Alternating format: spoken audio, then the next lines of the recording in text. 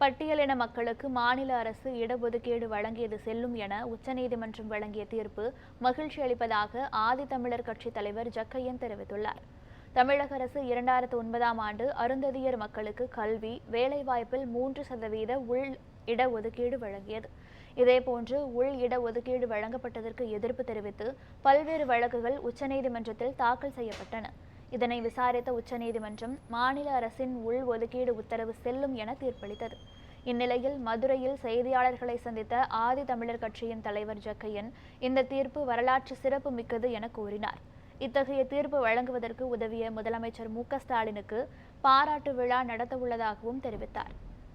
இன்றைக்கு 7 நீதிபதிகள் கொண்ட அமர்வு ஒரு மிகச்சிறந்த தீர்ப்பை வழங்கியிருக்கிறது.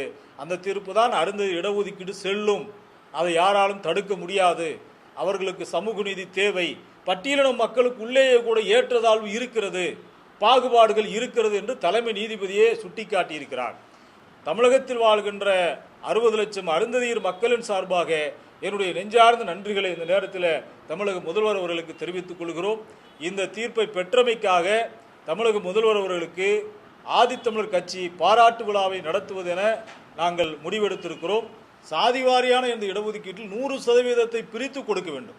யார் யார் எவ்வளவு % இருக்கிறார்களோ அந்த அத்துணை மக்களுக்கான இடஒதுக்கீட்டையும் முழுமையாக கொடுக்க வேண்டும். இப்போ உயர் ஜாதி ஏழைகளுக்கு இடஒதுக்கீடு கொடுக்கும்போது மட்டும் நீங்கள் எந்த புள்ளி உரமே கேட்கல, அதை மட்டும் நீங்கள் கொடுக்குறீங்க.